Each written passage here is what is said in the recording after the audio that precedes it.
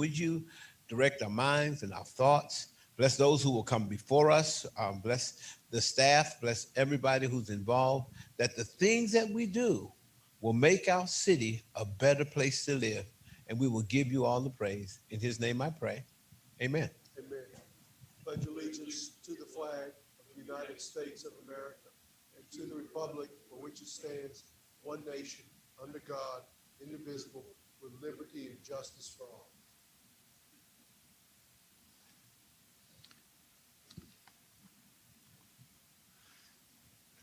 We'll also have to do a roll call this evening. Mayor Pro Tem, are you here? Councilman Ravenbark, are you here? Councilman Ravenbark? Here. Yeah. Councilmember Grady? Present. Councilmember Anderson? Present. Councilmember Barnett? Present. Councilmember Spears? Here. Okay, and chair is here. Everybody's here and accounted for. First item of business is our consent agenda, items 1 through 6. Are there any items that any council member would like to hear separately? If not, what are the wishes of council? Our promotion that we move the consent agenda. Okay, we have a motion by Councilmember Barnett, seconded by Mayor Pro Tem Haynes. Yes, sir. I'm sorry, Mr. Ravenbark. On item C2, I think we were going to get some further information tonight about number of patrol cars and how many were lacking cameras. I believe the gentleman is here with us this evening. Good evening, members of the council. Yeah, earlier you had some questions about the total number of cars and the percentage of cars that had cameras in them. We at the Wilmington Police Department currently have 193 marked patrol vehicles, and of those 193, 133 have cameras or have cameras that are being installed currently that are not online right now, but they're being installed, which totals 68% of our vehicles. With the purchase of this 25 that are on the agenda tonight, that will bump us to 82% of our marked patrol vehicles. That's good. And some of those marked patrol vehicles are spare vehicles that are not operated on a daily basis. They're parked just in case we need to take one offline. We have another one to bring on. So the reason we're asking for 25 at a time and not all 75 that were approved on FY21 is because we don't want to put brand new cameras in older cars, and we don't want new cameras to sit on the shelf and let warranty expire. So we're going to try and space it out. As we get new cars, we want to put brand new equipment in those cars. Very good. That's right to me. Okay, thank you, sir. Thank you. You're welcome. Appreciate it. Any further questions? That's it. All right, thank you. Thank you. So we have a motion made by Councilman Barnett, second by Mayor Pro Tem Haynes, to accept the consent agenda. I will take a vote, a voice vote now. Mayor Pro Tem, how do you vote? Aye. Councilmember Ravenbark, how do you vote? Councilmember O'Grady, how do you vote? Aye. Councilmember Anderson, how do you vote? Aye. Councilmember Barnett, how do you vote? Aye. Councilmember Spears, how do you vote? Aye. And the chair is aye. That passes unanimously. That brings us to our next item of business, which is our public information segment. We have one speaker that has signed up to speak with us this evening, Ms. Deborah Dix Maxwell, who will be speaking to us about the Civilian Review Board being prepared by the city attorney. Ms. Maxwell?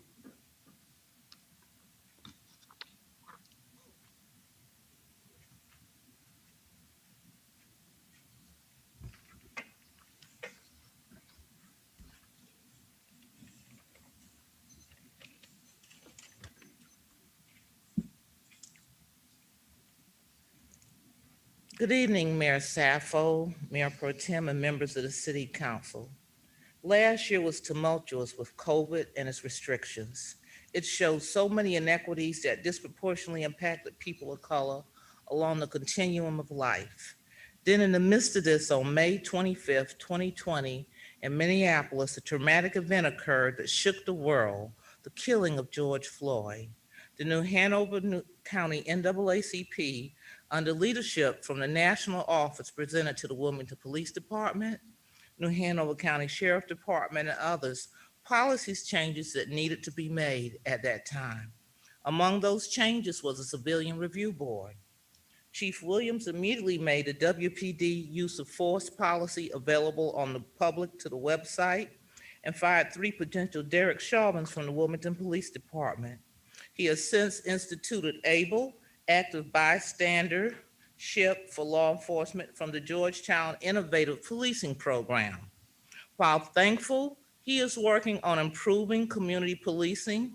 One issue that is not in his purview is the creation of a civilian review board. We were informed by the sheriff that day last year that they could not participate. So I asked the city and city county attorney today to openly and publicly state, where does the city of Wilmington stand with regards to the creation of a civilian review board? Myself and the citizens of Wilmington want to know. Last year, we sent this statement, and if time allows, if you need be, I will email it back to all of you. But that was sent at that time, and the points were, first question was request a civilian review board with subpoena power. 2, request review of law enforcement use of force policy. 3, review of North Carolina Open Records Act to determine if officer misconduct, information, and disciplinary histories are shielded from the public. 4, review of local law enforcement record of disciplining or charging officers charged with misconduct. And then we would demand with other NAACPs for a statewide review of police officers, a full funding of community-based policing initiatives, and call for the full funding of DOJ Community Relations Services. Thank you very much. Thank you, Ms. Maxwell. Mr. Joy, I know that we've been working on that, and I know that at this point in time, I believe it is in the hands of the state legislature. Yes, sir, Mr. Mayor, you are correct. Not only have we been working on it, we have worked with bill drafting. We also presented at least an outline of what we were at least proposing to the council's governance committee back in March. The governance committee reviewed it. They liked what we were putting together, and certainly there are 3 members here who can correct me if I'm wrong on that, but it is in the hands of the legislature.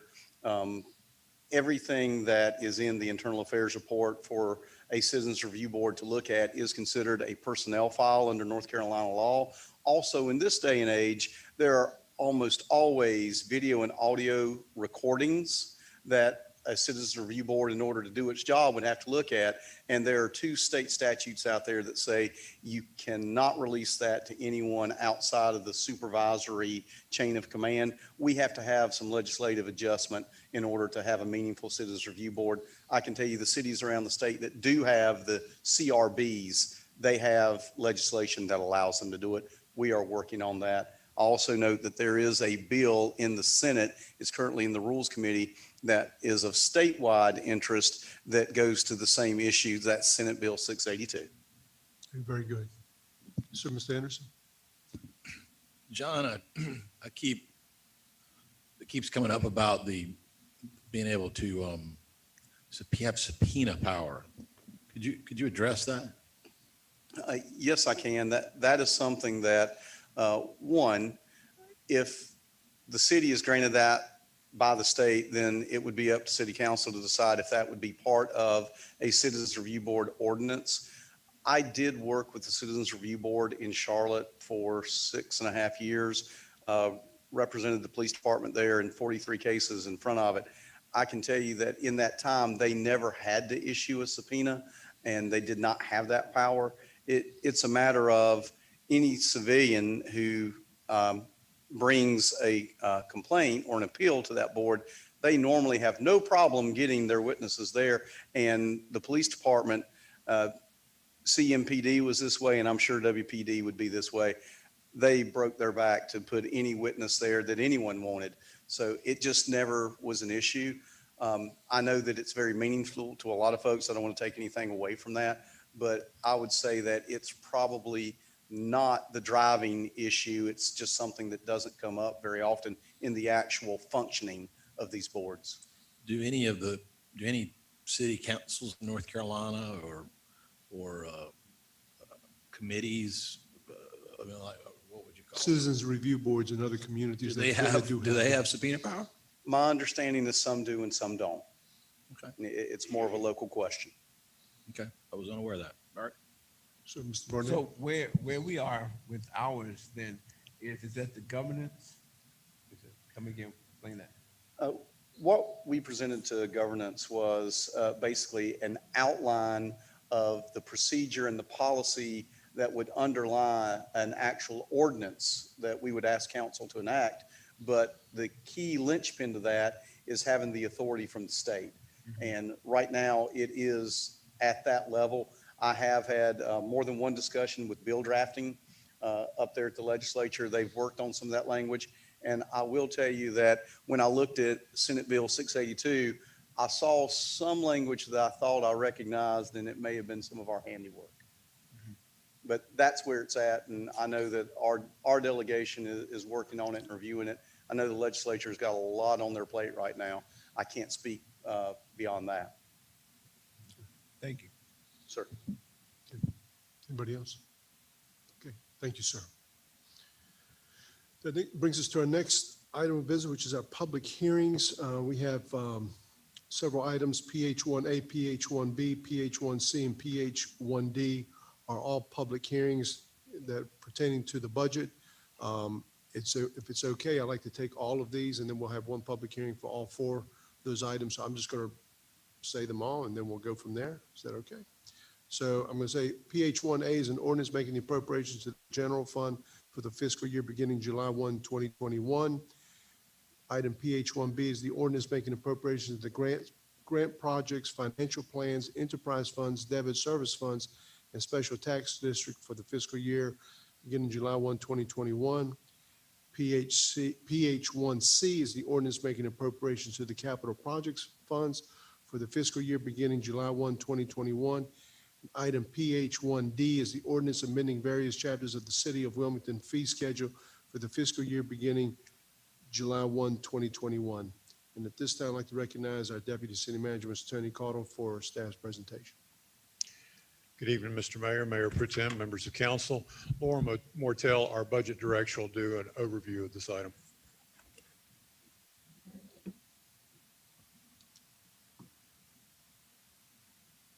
Good evening. Today, I'm just going to give you a brief overhead highlights of the FY22 recommended budget before the public hearing. As a reminder, the budget priorities.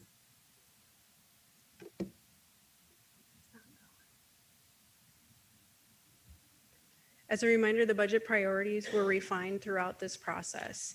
We worked with council and we worked with staff, and we continued focus on core services, but with strategic additions.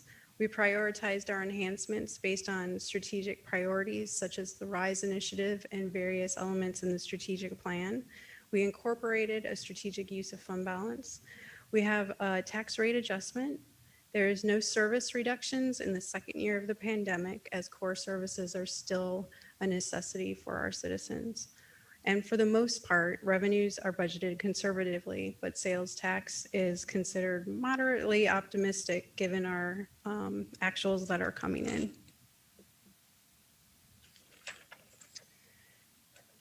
The FY22 budget incorporates a 4-year countywide assessment, and the next one will impact FY26. By state statute, we're responsible to publish and recognize our net neutral plus growth.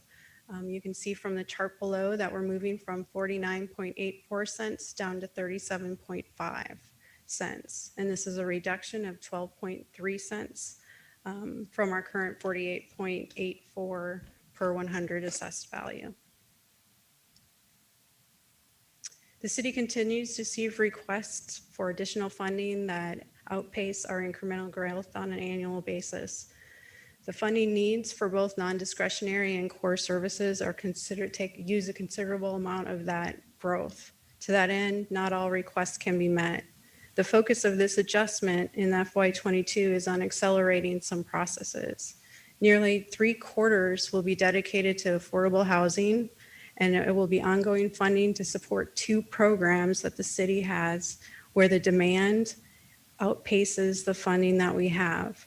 The funding is for the home ownership program and the rental rehab, and it complements our federal funding by allowing more flexible criteria on the median home income, the area median income, for people in our communities. The rest of the funding will go towards accelerating our transportation bond projects, as well as the city IT infrastructure to transition to a supported communication framework. With the suggested tax adjustment, staff recommend a tax rate of 38.08 cents, which represents 24% or 12 cents less than the current tax rate. What are the impacts for our citizens? For a median home tax value of 190 in FY21, the reval will bring that up to around $258,000. The revenue neutral will see an additional 21 per year or $1.75 per month. With the tax adjustment recommendation of 0.858, they will see $3 a month or $36 a year. As a high-level highlight, our budget is just shy of $242 million. A few of those fund highlights, I won't read all of those. The general fund is at $127 million, which is 53% of the total budget. Solid waste is at $11.1 million, and parking 5.9. The golf fund, which is 1%, is $1.7 million. And now for a few of the highlights of the fee schedule changes. Stormwater is balanced at $12.8 million. The financial model continues to increase the equivalent residential unit by 1%.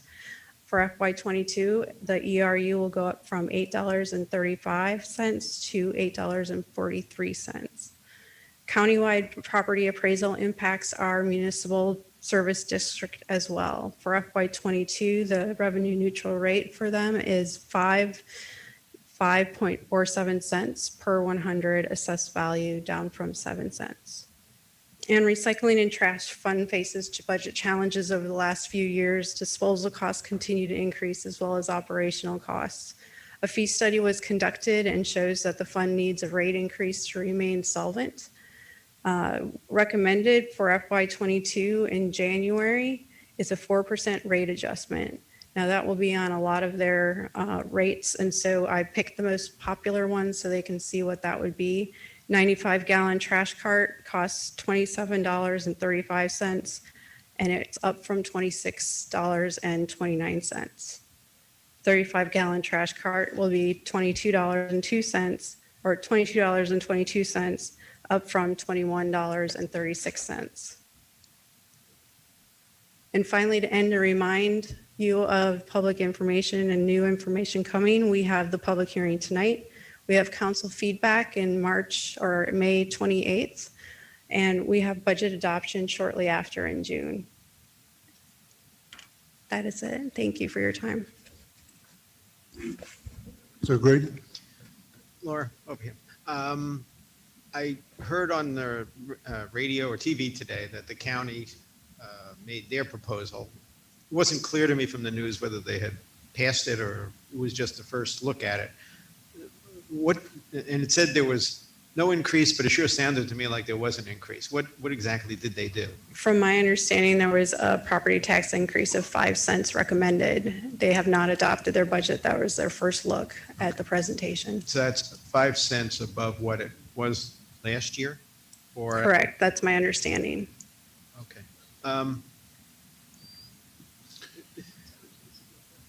Is that taken into account the revenue neutral aspect? Yes, it's above the revenue It's neutral. above the revenue, 5 cents above revenue neutral. Okay. Now, how does that affect us? It will affect us with sales tax. We call the beach communities. Kerr and Carolina are increasing theirs by 1 cent. Wrightsville Beach is staying the revenue neutral, and then we are going up recommending to go up to 0.58. We're currently looking at the distribution. If you recall, the sales tax is distributed in New Hanover County by the ad valorem and a percentage of that. I don't have the numbers in front of me, but we'll lose a little bit. My first guess was about $1 million, but we're narrowing it down to be a little more exact. I raised those questions because I wanted the public to hear that, is that what happens at the county affects us here in the city because it affects the sales tax revenue that we get to collect. And so that we'll have to take that into consideration in setting our rates.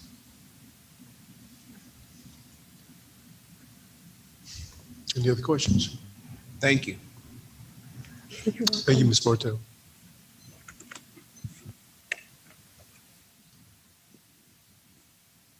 This time I will open the public hearing and ask if anyone in the public wishes to speak on these 4 specific items.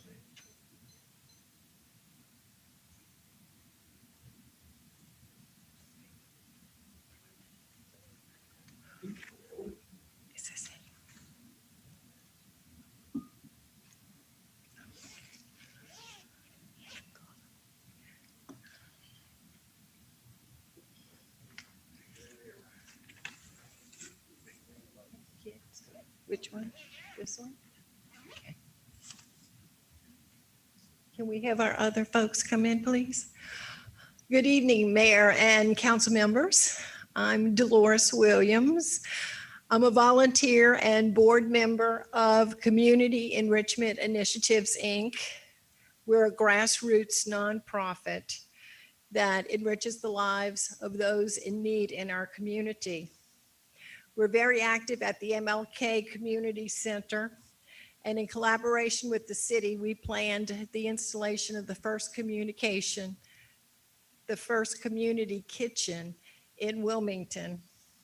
We also operate or support 10 community gardens and a 2-acre urban farm located at 301 North 30th Street in a low moderate income neighborhood in the heart of a food desert. The farm is known as the Willowdale Urban Farm. We supply produce.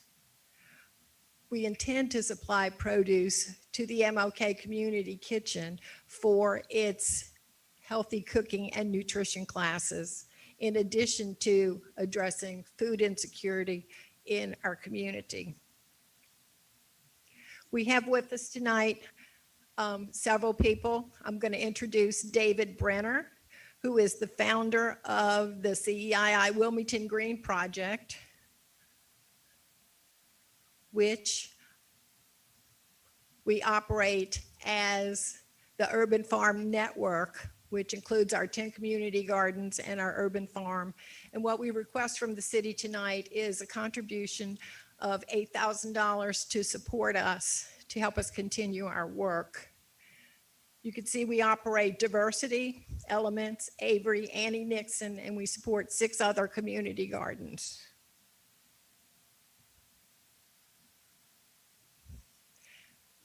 David Brenner is our volunteer urban farm manager, and like I said, the founder of Wilmington Green, and he will address the council and talk about our project. Thank you.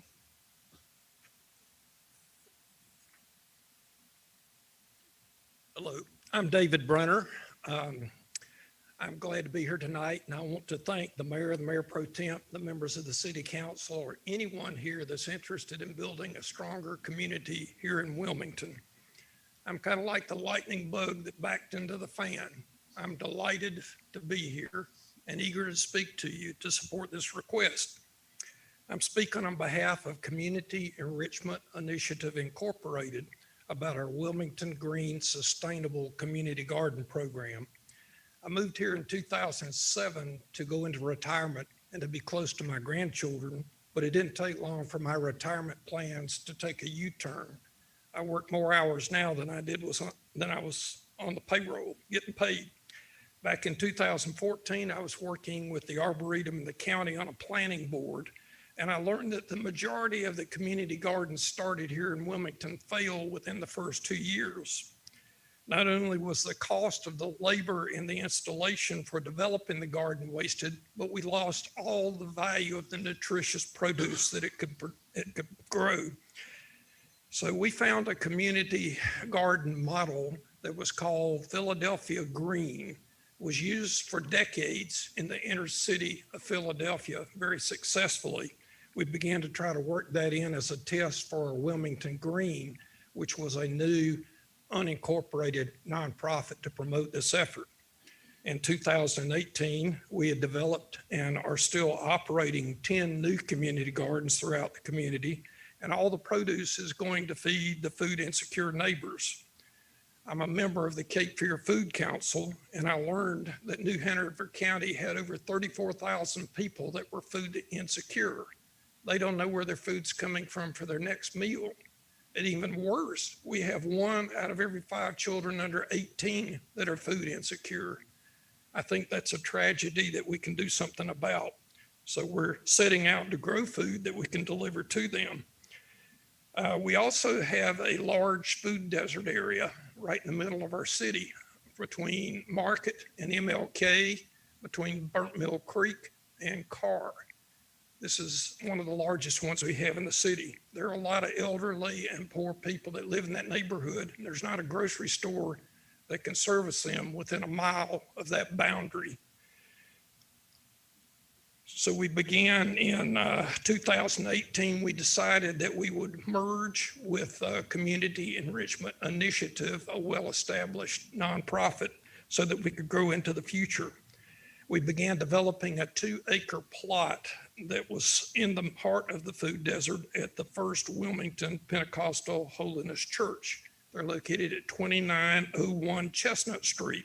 They're right in the heart of the food desert, and they own 2 acres of land that fronts on North 30th Street. That's very suitable for a garden, totally undeveloped. So we started in 2019. Since then, we have developed 6 growing plots. We have a fruit orchard, we have a greenhouse, we have a large placemaking area with a fire pit, wood shed, and 8 picnic tables. We currently produce about 10,000 pounds of food per year that can be distributed. And we distribute that food through the Hospital Heart Center, Coastal Family Medicine, the Good Shepherd, Mother Hubbard's Cupboard, and a lot of it's given directly to our food insecure neighbors. We support Lenny Simpson's One Love and the North Side Food Co-ops, pop-up markets. In addition, the food that we grow helps out with the food insecurity, but we're doing a lot for the education of the people that are there. We teach them about gardening. We teach them about nutrition. We teach them about community placemaking, and we're trying to promote a civil dialogue. We plan to offer local schools the opportunity to participate in planting seeds and growing transplants in the garden. And we'll give them those plants they grow, and they can take them to their school gardens or to their personal gardens at home. Check us out on the Facebook page, Willowdale Urban Farm, and you can learn more about what we do. I want to thank all of our board at CEII, A. Hu, Dolores Williams, Emily Peebles, Jessica Wilson, for their patience and support. In addition, thanks to Bettina Mascelli, our wonderful volunteer coordinator, and all our faithful volunteers. We invite all of you to visit us at the Willowdale Farm and support us in our operation in the future. We believe firmly that community gardens build a stronger, healthier community. Thank you. Thank you, sir. Hi, everybody. My name is Zena. I live in Turkey. Every Saturday from 9 to 12, I volunteer at Willowdale's Community Garden. It is a walking distance from my home, and it has given me opportunity to learn farming, starting with a seed in the ground, watering the crops, and pulling for harvest. I love the idea of eating off the land.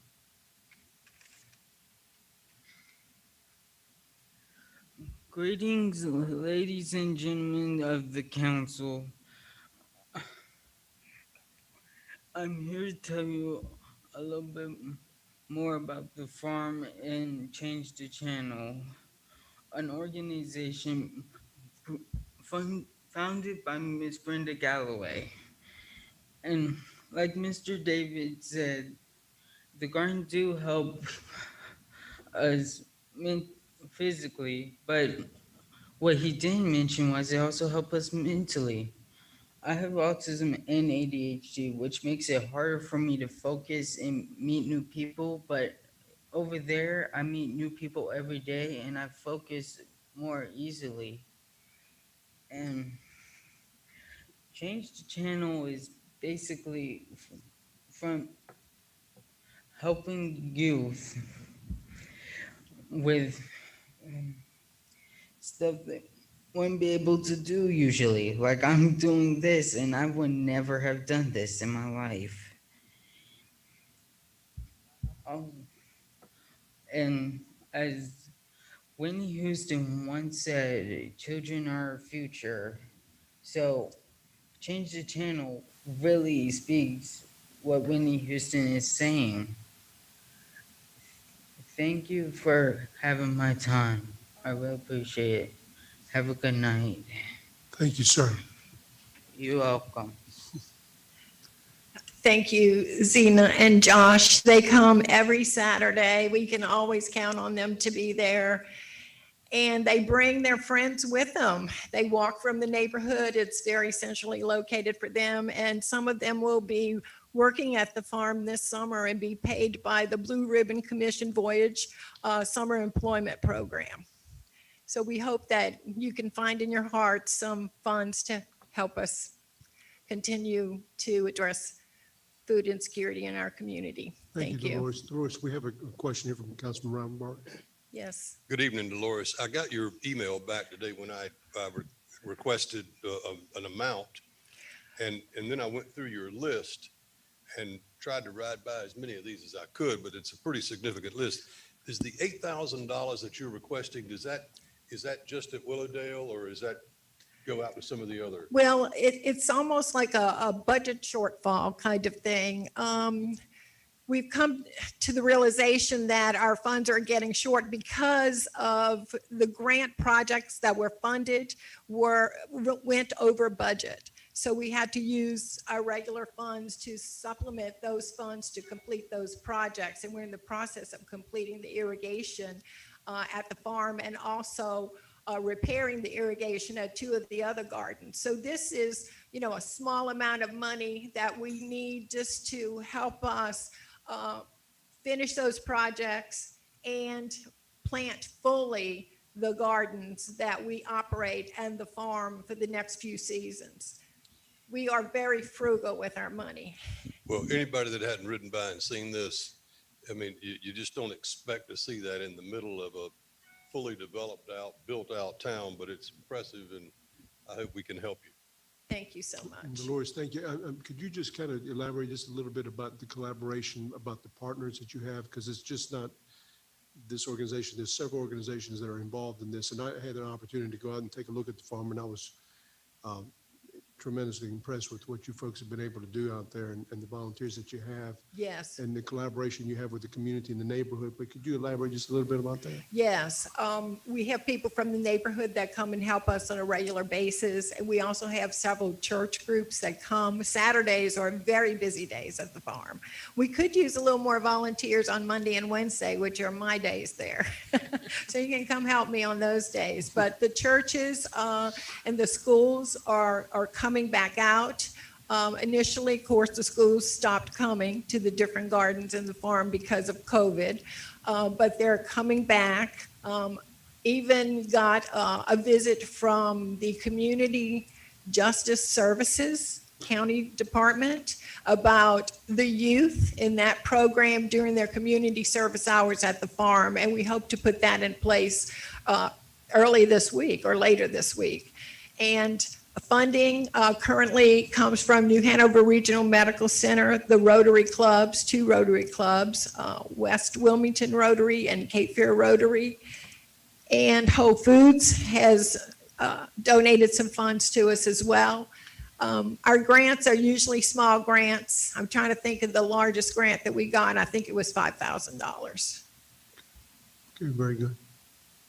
Yes, Mayor Pro Tem. Dolores, I'm a fan. I think you're doing great work. Your retirement has really paid off in many, many ways for the city. So congratulations to all of you for working so hard and doing something that really is valuable and is changing lives, and will certainly carry us into the future in a better way. So I hope that as a council and as a city that we will be able to fund your request. I believe we probably will. So thank you so much for all you're doing to both of you and everybody that's a volunteer.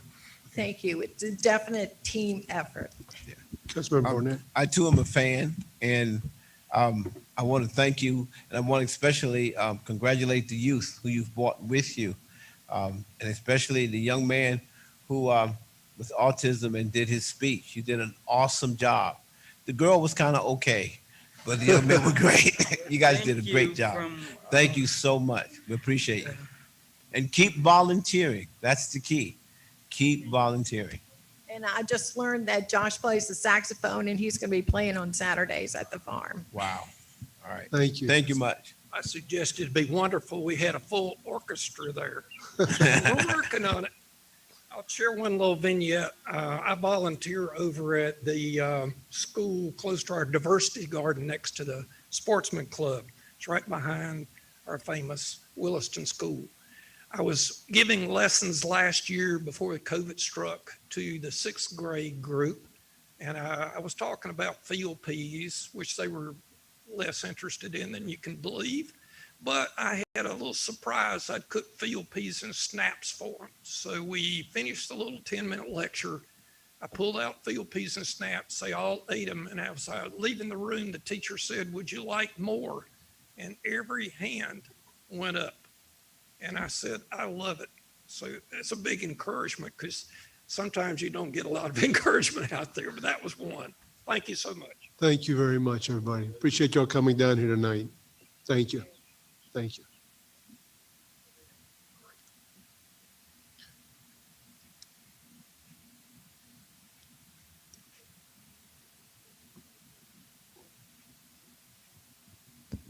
Have they ever gone through the process before? I don't know. Well, I hope we'll encourage them Yeah, to do that. We have. I have just now. For the next cycle. Yeah. Yeah. Let's prepare for the next cycle. No. They can really answer some real money. Yeah. Right. Yeah. Absolutely. Do we have anybody else for public hearing? Nobody else? Madam Clerk, have we received any comments from your office? Okay. So no action will be taken at this time as this was a public hearing only. So we will move on to our next item of business.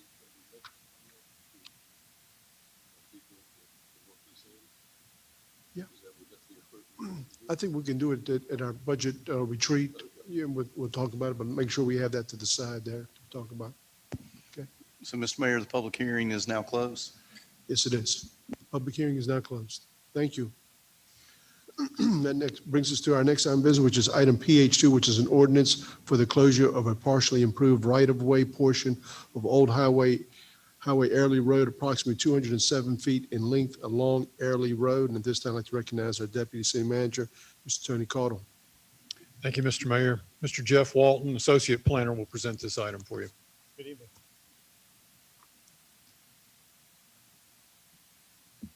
So I had a big speech planned, but,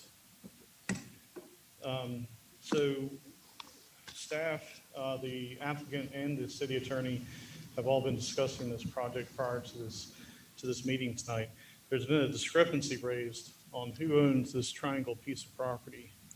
If it's an actual piece of property, is it considered right of way? So in discussion with the applicant and staff, we respectfully asked for a continuance to the June 15th meeting, I believe, so that we can discuss if that is an issue in this closure process tonight. Is that where the sign is for Airlie Gardens? Is it in that I'm not- triangle? I'm not sure. I don't know. Okay. It's very close to there. Excuse me? It's very close to there. And Mr. Mayor, as I told Councilmember Rivenbark, I needed to make a correction. Yesterday, he asked who would get the other side of this if it was abandoned. And I told him that I believed it was NCDOT that had Wrightsville Avenue. I don't know why my mind was on Wrightsville Avenue. This is Airlie. And we've got some of our key people who are digging into this to figure out who owns the underlying ground under whatever right-of-way we have there.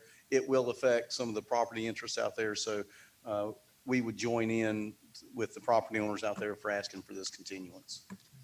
Very good. And Jeff, we want to continue this to our June 15th meeting? I think it's the second meeting in June. So I think Second that's the meeting in 15th. June, okay? June 15th, okay? Want a motion? Yeah, so we need a motion to continue this item to June 15th. I move that we continue this item until the date certain of June 15th. Yeah, we have a motion by Mayor Pro Tem Haynes, second by Councilmember Rivenbark. continue this item. Mayor Pro Tem, how do you vote? Aye. How do you vote, Councilman Ravenbar? How do you vote, Councilman Margrady? Aye. How do you vote, Councilman Anderson? Aye. How do you vote, Councilman Barnett? Aye. How do you vote, Councilman Spears? Aye. And the chair's ayes. The item is continued. That brings us to our next item of business, which is item PH3, which is an ordinance directing the housing inspector to vacate, close, and repair or demolish a dwelling at 903 Walnut Street as unfit for human habitation pursuant to Article 5, Chapter 16 of the City Code, and directing that a notice be placed thereon prohibiting its use or occupancy. At this time, I'd like to recognize Deputy City Manager Tony Caudle. Mr. Caudle. Thank you, Mayor. Brian Renner, our Chief Code Enforcement Officer, will overview this item for you.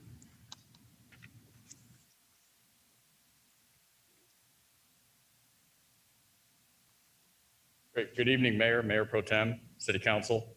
I'm Brian Renner. I'm the Chief Code Enforcement Officer with Community Services Code Enforcement. The property we're looking at today is 903 Walnut Street. It's brought before City Council as prescribed under Section 16-232, subsection D of the City Code of Ordinances.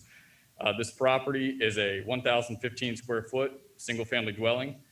The owners are the heirs of Penny Marie Green Harris McCoy and all lawful heirs of Paul McCoy Sr. And that's an aerial of the property there. This is the street view. So the initial inspection on this property was conducted on August 18th, 2020 from an anonymous complaint. This is a single family residence.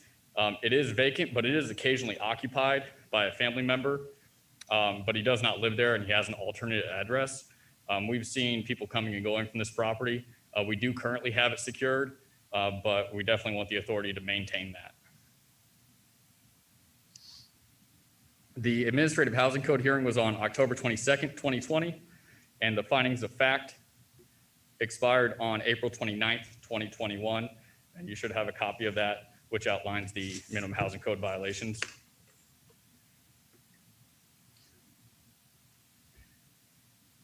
The findings of fact and order, again, expired April 29th, 2021. The 2020 tax value of the structure is $28,000. Our estimated cost to rehab is $46,607, which makes it 166% dilapidated. The minimum housing code violations, again, are outlined within the findings of fact, primarily section 16-229, residential buildings unfit for human habitation, and all the other ones you see listed there. And we'll look at some of the photos of the property, just so you can understand the way it looks front and side, going around the back, and then coming around the other side. There are multiple holes in the roof. And now going into the interior, you see the door is actually broken. The door was open to the public on our last inspection. We have since secured that. And here's pictures of the interior. You'll just see extensive water damage, water intrusion. And here's the indication that someone's been coming and going.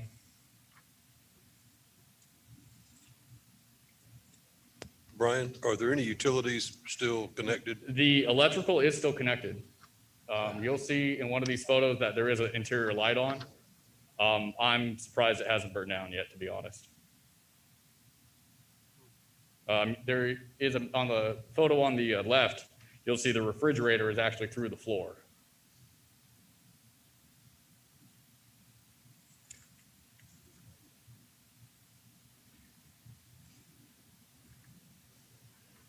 And these are, again, just showing the interior conditions, which is self-explanatory. There's actually a light on in that room, you can see.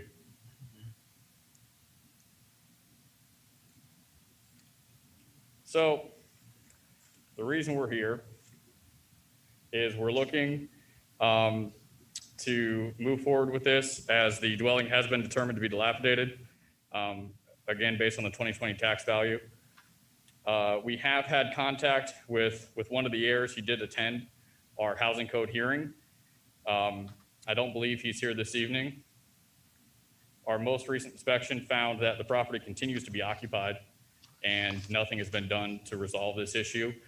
The county, as far as we know, is not in tax foreclosure, though there are approximately, I think about $8,000 due. It looks like $7,800 last I checked, city and county taxes owed. So as the dwelling continues to be visited and utilized, we are requesting 10 days to provide us the authority to keep it secure. We are also requesting that the heirs repair or demolish the dwelling within 90 days, given the extent of dilapidation and decay. And due to the continued unsanitary and unsafe conditions that endanger the health, safety, and general welfare of the community, and the failure of the heirs to make the necessary repairs, staff recommends approval of this order to vacate, close, and repair or demolish. And I'm here for any questions you might have. Any questions, staff? I had a question, Mr. Mayor. Yes, sir, Ms. Spears. Brian, are we able to, and I know this may sound a little outlandish, are we able to identify how many heirs are actually entitled to the property? Yeah, Councilman, if you have a copy of the findings of fact in order, you'll see there are about 17 separate people I attempted to locate prior to the hearing. And this is just what we weeded out on the findings of fact post-hearing when we spoke with the heir that attended. Okay, I see that. I see that. Yeah, and he verified most of those addresses were valid and actually provided us some phone numbers, but we were not able to get in touch with anyone else. Okay, thank you. I overlooked that. Sir, Mr. Barnett. Yeah, and I agree, we've got to get rid of this. But I think one thing just I'm learning is that oftentimes when people leave property to heirs, it can get really complicated. So the best thing to do would be to give it to one person in the house. I mean, is that Lawyer John would help us with that? Honestly, it normally comes when folks don't actually take action and leave a will. What we normally end up is a situation where someone passes without a will, and it's an intestate situation, and that's just by function of law, and function of law is often going to divide it up by all of the heirs that are still living. What I would recommend to folks is don't put it off. Go ahead and think about your future planning, have a will in place, and lawyers can help with that, or most of your courthouses actually have some some easy forms that guide folks through the law. I know that the Administrative Office of the Court actually has an estates handbook that is very helpful, and I know it's a task, I know it can be intimidating, but if folks would do some planning for the future, it often will assist everyone when things happen. Okay, thank you. Thank you. Thank you. Any other questions? Okay, thank you, Brian. Thank you. All right, I'm going to open up the public hearing and ask if anyone in the public wishes to speak in favor or in opposition to this item. Seeing none, Madam Clerk, have you received any comments in your office? She has not. Are there any further questions from council? Just have one. Mr. Rombart? That property is 2,509 square feet. It's 66 by 37 and a half. If that property is torn down, are we going to run into a similar type situation as we were talking about yesterday with regard to Hillsdale with setbacks and what have you? How wide was that? It's 37 and a half feet wide. And what is the zoning? It's probably an R. I think it's an R3, but I'm not 100% on that. At R3, it might be a more narrow house, but I do not think we'll get into a unbuildable situation. In fact, I'm getting a thumbs up from our zoning and real estate attorney over there. So I'm going to say that we should be okay, council member. Okay. And I would like to point out that the property is all at 905. The vacant lot next door is also owned by the same family. So if it were to go to, say, a tax foreclosure, or the family were to sell it, they would have potentially the two lots. Are the houses on either side are they being kept up? Are they in good condition?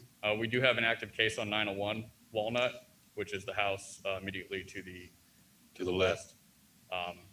And then the vacant lot, and I'm not 100% sure about the other one at 90, I think it's 909. Thank you, sir. Yep. Thank you, sir. Any other questions? If not, I will close the public hearing and ask for the wishes of council. I move the ordinance. Move the ordinance by Mr. Rivenbark, second by Councilmember Barnett. Okay. Mayor Pro Tem, how do you vote? Aye. Councilmember Rivenbark, how do you vote? Aye. Councilmember Grady, how do you vote? Aye. Councilmember Anderson, how do you vote? Aye. Councilmember Barnett, how do you vote? Aye. Councilmember Spears, how do you vote? Aye. And the mayor's aye. This will be held over for a second reading at our next scheduled meeting. Brings us to our next item of business, which is item PH4, and staff is requesting that this item be continued to council's November 16, 2021 meeting, which is an ordinance directing the housing inspector to vacate, close, and repair or demolish a dwelling at 1009 Chestnut Street is unfit for human habitation pursuant to Article 5, Chapter 16 of the City Code, and directing that a notice be placed thereon prohibiting its use or occupancy. This time I'd like to recognize our Deputy City Manager, Mr. Tony Caudle. Mr. Caudle. Thank you, Mr. Mayor. As you noted, this item will be requested for continuance. We have Brian Renner available to answer questions. Yes, sir. I just have one. I noticed in going through the pictures, there are a couple of things, like a pair of work gloves were laying on a sawhorse, and it looked like there was some evidence that something had been going on, or what is are they trying There had been work off and on as an attempt to repair the property, but as you saw with the photos, it was pretty far gone. And the owner could speak more to the history of why it's like that.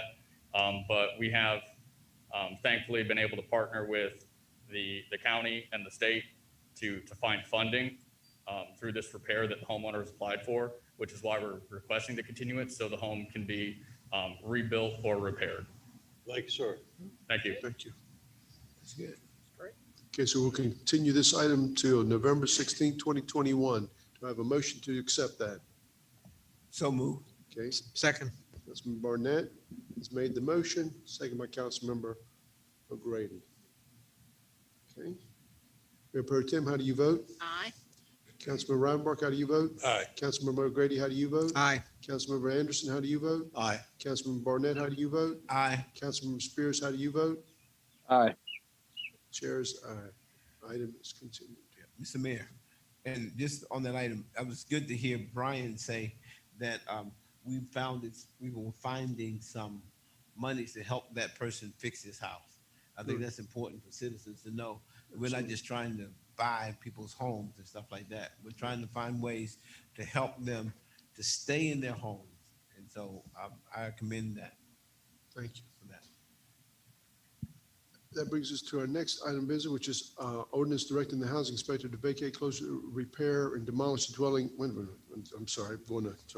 Ordinances. 01 is an ordinance amending the official zoning map of the city of Wilmington adopted March 27, 1984 to rezone property located at 1221 Castle Street from R3 Central City Residential District to UMX Urban Mixed Use District.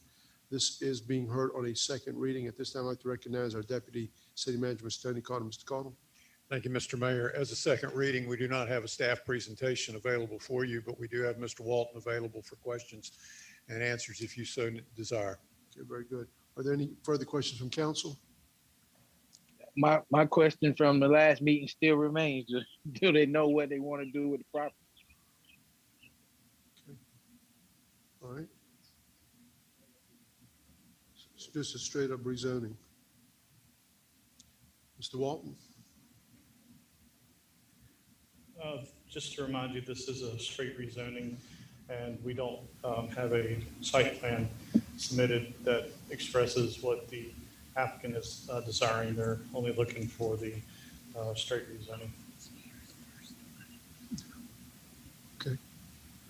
You have a question? Yes, sir, Mr. Barnett. Yeah, so with the straight rezoning, they don't have to declare what they're going to do with the property yet.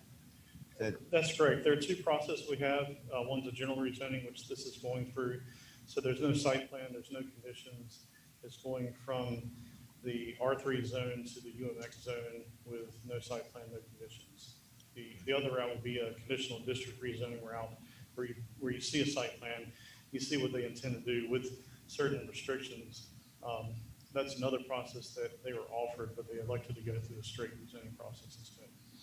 So if they, let's just say, suppose they come back and say, I want to build a strip club. Yeah. Whatever, so whatever's allowed in There's a UMax, they can do. It- Okay. It's whatever is allowed in the UMax, sir. Okay. All right. Thank you. Thank you. Any other questions? Okay. Thank you, Mayor. City Clerk, have we received any additional comments? Okay. This time, I will ask the council's wishes for a vote on the second read. Second. So we made a motion by Councilmember Ravenbar, second by Councilmember Anderson. So we'll take it from the bottom. This time I says, I'm going to vote in the affirmative, yes. Councilmember Spears, how do you vote? No. Councilmember Barnett, how do you vote? Aye. Councilmember Anderson, how do you vote? Aye. Councilmember O'Grady, how do you vote? Aye. Councilmember Ravenbar, how do you vote? Aye. Mayor Pro Tem, how do you vote? Aye.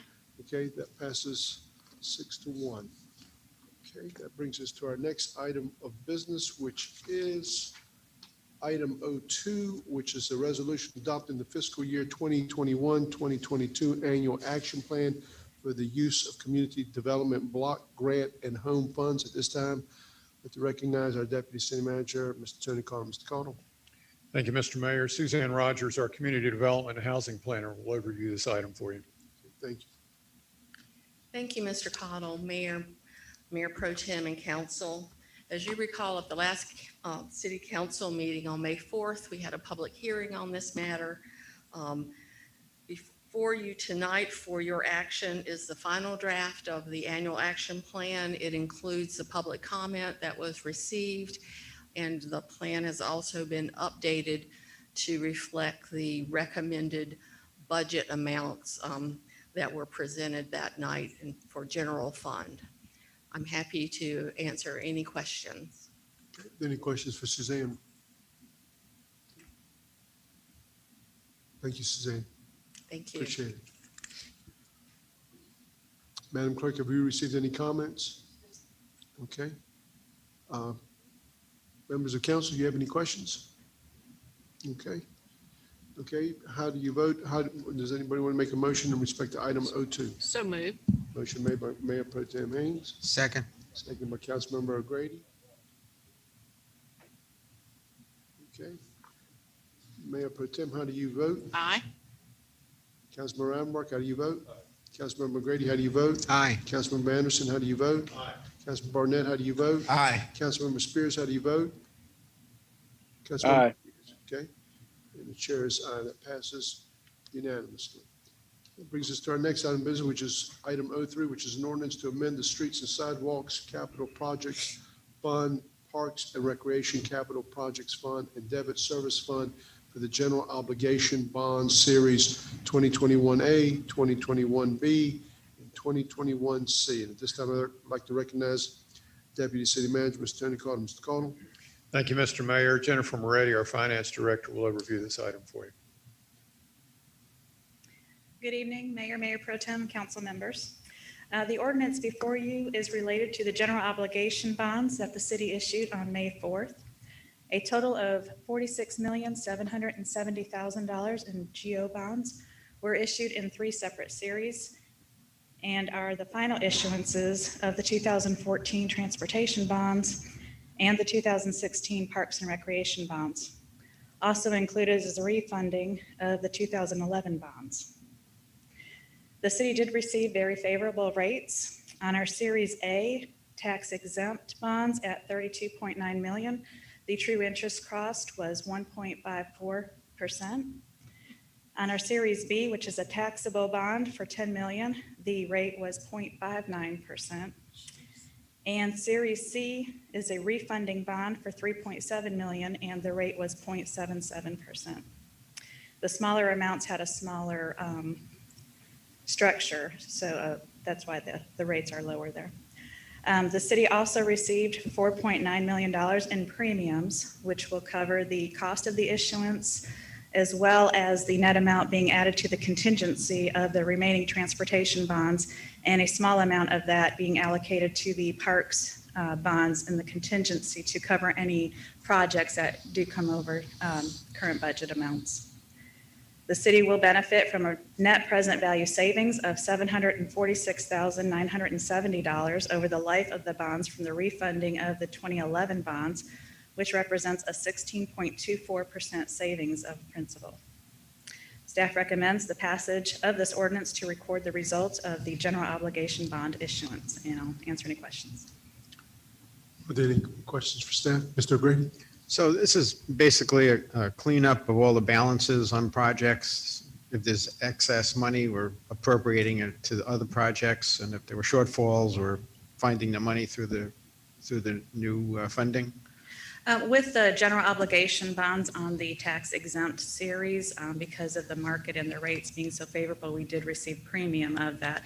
We had two choices. We could have reduced the amount of the issuance for that, or took advantage of the low interest rates, and knowing that we do have some transportation bond projects that are coming in over budget, use those funds and receive the premium to allocate towards those overages. So we did choose to take the additional proceeds to issue towards those projects. So with respect to the budget on the remaining projects, how close are we to having sufficient funds? That I don't have the answer for. I know Denise Freund is monitoring it very closely, and this will definitely help out with many of the projects. Good, thanks. Okay, thank you. Anybody else? Okay, thank you. Any further questions from council? What are the wishes of council in respect to the ordinance? I'll move the item. Mr. Grady has made the motion, second by Mr. Ravenbark. Okay. Mayor Pro Tem, how do you vote? Aye. Councilman Ravenbark, how do you vote? Aye. Councilman Grady, how do you vote? Aye. Councilman Anderson, how do you vote? Aye. Councilman Barnett, how do you vote? Aye. Councilmember Spears, how do you vote? Aye. Chairs, that passes unanimously on first reading. Is there a motion to waive second reading? So moved. Second. Motion made by Mayor Pro Tem Haynes, second by Councilmember Barnett.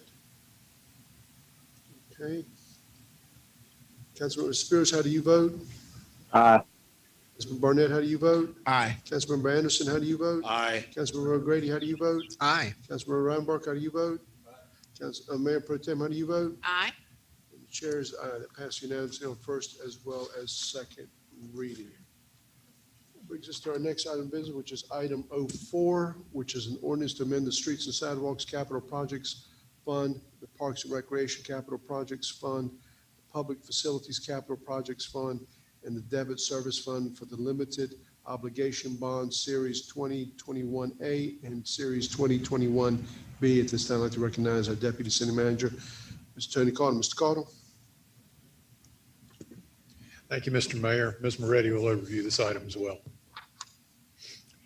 This item is related to the limited obligation bonds that the city issued on April 28th. A total of $19,190,000 in limited obligation bonds were issued in two separate series. Again, the city received favorable rates with limited obligation bonds. The first Series A is tax exempt, $6.4 million. The rate we received was 1.75%. Series B is taxable, and that was $12.7 million at a rate of 1.42%. Series A bonds were issued for various capital improvement projects from our city's second CIP plan. Series B bonds were the issue of the advance refunding of our 2012 bonds, as well as a small amount related to the sports complex.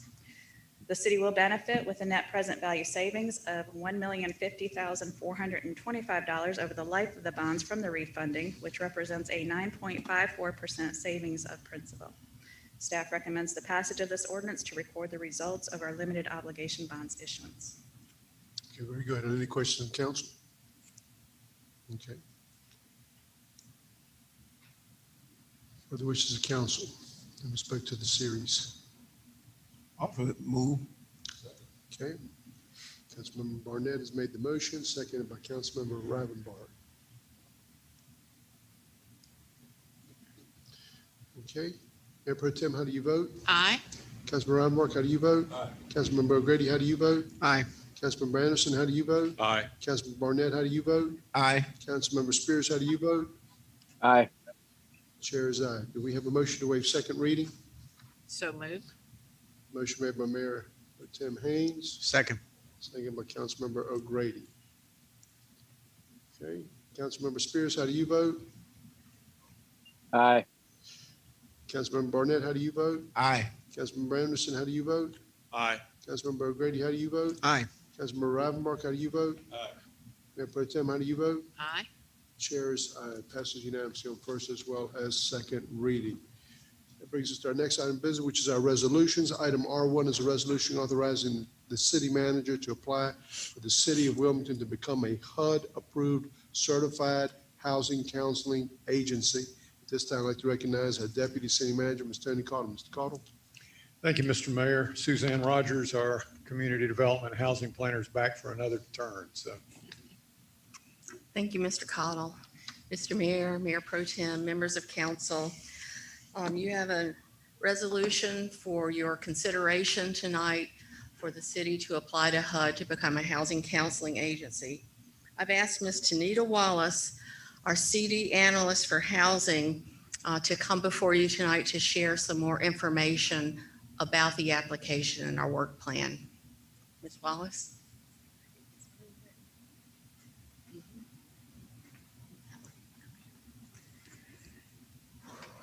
Good evening, Mayor Saffo, Mayor Pro Tem Haynes, City Council members, City Manager Cheatham. Thank you for the opportunity to present to you tonight regarding the resolution to allow the city to become a HUD certified counseling agency.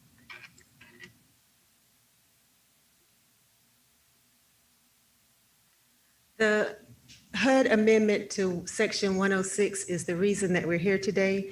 They are requiring that anyone who receives home funds as well as community development block grant funds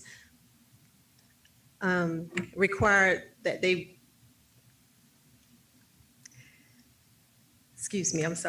they are requiring us to become a certified housing counseling agency as well as offer housing counseling services. These services will benefit the citizens of Wilmington who utilize our current programs of the HOP program as well as our owner-occupied rehab programs. Therefore, we are requesting that the city authorize us to apply. The requirements take effect on August the 1st, 2021. It requires that we have at least one staff member who is a certified housing counselor. That person has to have taken the national exam and passed it. And we currently have one staff person who has done so. The agency must be approved. And so we will have to make application and submit a work plan in order to do so.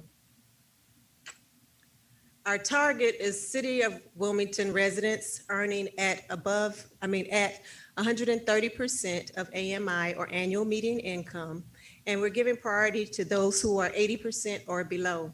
Those are the people who are qualified to participate in our HOP program as well as our rehab programs.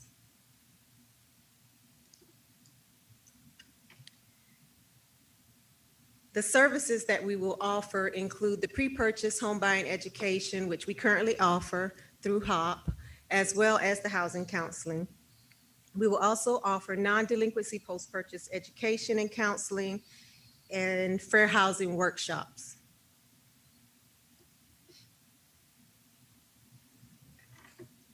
Our current opportunities are to partner additionally with the banks that we partner with, which are First Citizens, BB&T, now Truist, as well as Corning Credit Union.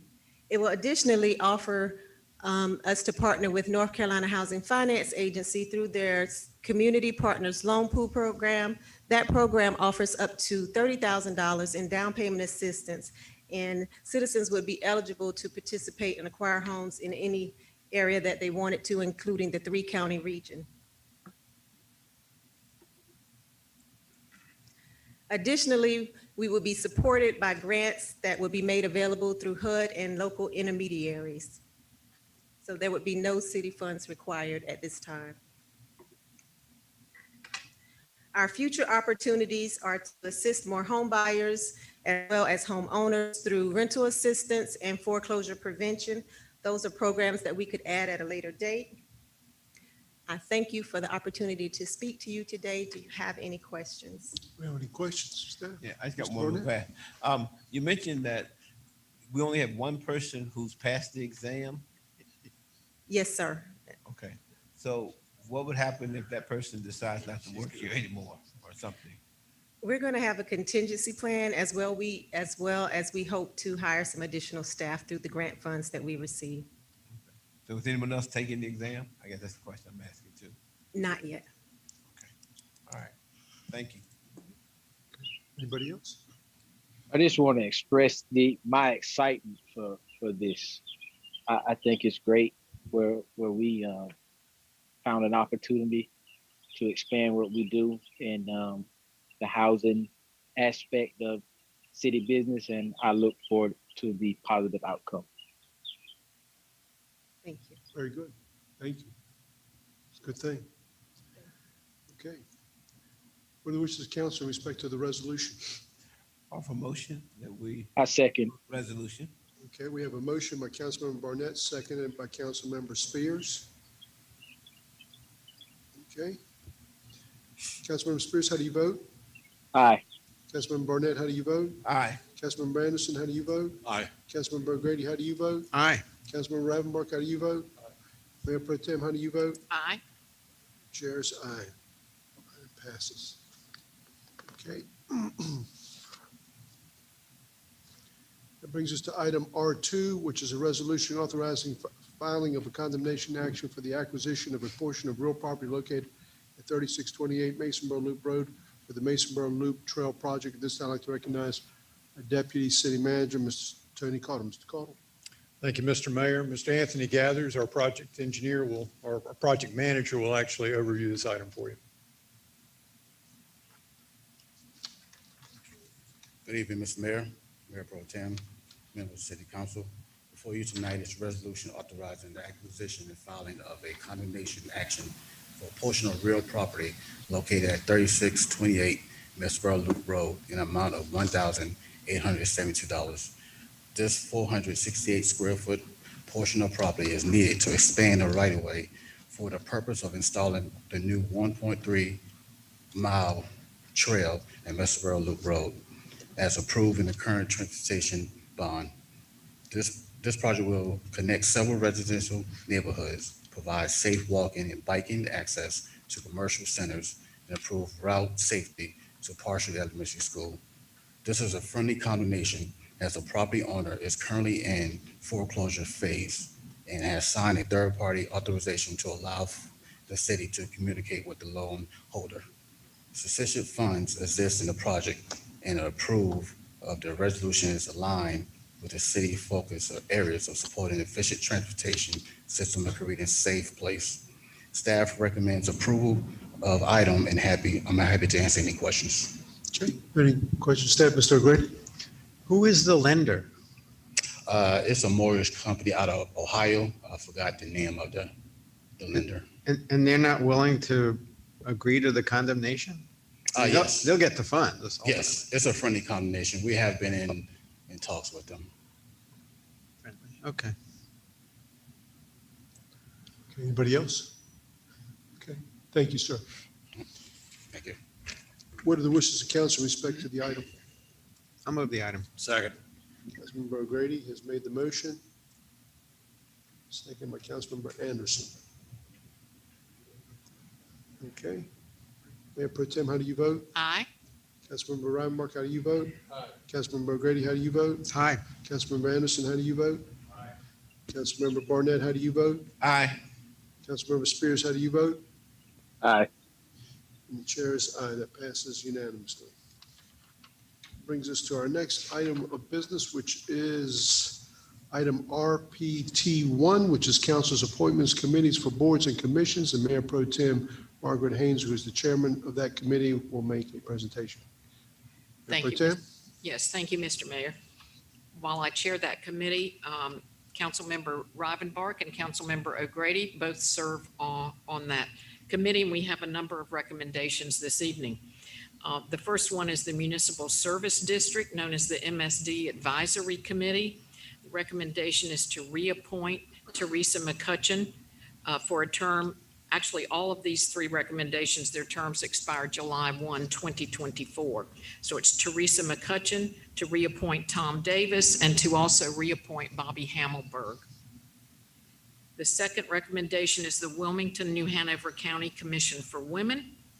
The recommendations are to reappoint Kimberly Spader and also reappoint Catherine Wandling. Terms have not been set for that, and we will do that at our next meeting. The third recommendation is the Downtown Parking Advisory Committee. The recommendation is to reappoint Lynn Sylvia for a term to expire 5/16/2024. She is the representative from Cape Fear Community College. The next recommendation is for the Parks and Recreation Advisory Board. The recommendation is to appoint Gabriella D'Souza for a term that expires November 7th, 2021. Next is the Thalian Hall Center for the Performing Arts, Inc. for the Board of Trustees. The recommendations are to reappoint Tracy Varga and also reappoint Amy Grant. Those terms would expire June 30th, 2024. And lastly is the Wilmington Tree Commission, and the recommendation is to reappoint James Gregory and to also reappoint Peter Watkins, and both of those terms would expire June 18th, 2024. And with that, I will make a motion asking for the council's support. Okay, we have a motion by Mayor Pro Tem Haynes, Second. second by Councilmember O'Grady. Okay, how do you vote, Mayor Pro Tem? Aye. How do you vote, Councilmember Ravenbach? How do you vote, Councilmember O'Grady? Aye. How do you vote, Councilmember Anderson? Aye. How do you vote, Councilmember Barnett? Aye. How do you vote, Councilmember Spears? Aye. Chair is aye. That passes unanimously. This concludes the regular agenda. Are there any items to be brought forward by our Deputy City Manager or City Manager? One thing, Mr. Mayor, I'd be remiss if I didn't bring to your attention that Mr. Cheatham sitting back in the corner, this is his last regularly scheduled meeting. And I'd like to say thank you for your 18 and a half years service.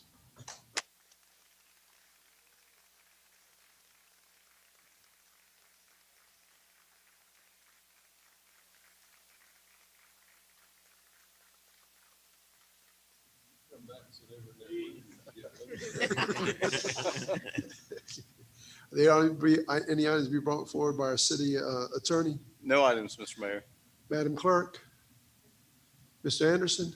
Sure. A couple things. One, we're going to miss Sterling. He's been just a rock for us for a long, long time. And budgets, I don't know. He's been, I think of all, like all the challenges from hurricanes to pandemics to financial crises to, and somehow through all that, we've stayed pretty strong as a city, and just thank him for his leadership and wish him well in his retirement. A couple other things. I was downtown Saturday night, and it was just, I don't know, it just sent chills. It was just unbelievable. It's kind of like we're back to a great degree. And so if you're vaccinated, get out there and support local businesses. It's had a rough go. A lot of them have, some of them have boom times, but restaurants in particular and bars, if you're vaccinated, get out and support them. And here it comes. This is the Andy Rooney section with the end of 60 Minutes where, you kind of like the don't litter, I don't know what it is. I've never seen it like this. And you want to blame it on the pandemic, but three out of four corners of every intersection I go to, every median, be it concrete, if it's a foot wide or in the grass, there's panhandlers. I mean, every major intersection, all day, every day.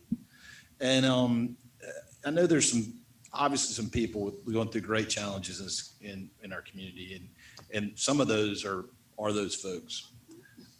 I tend to believe from looking at the backpacks they're wearing that cost $150, $200, that some of them are not. This is the way they're making a living.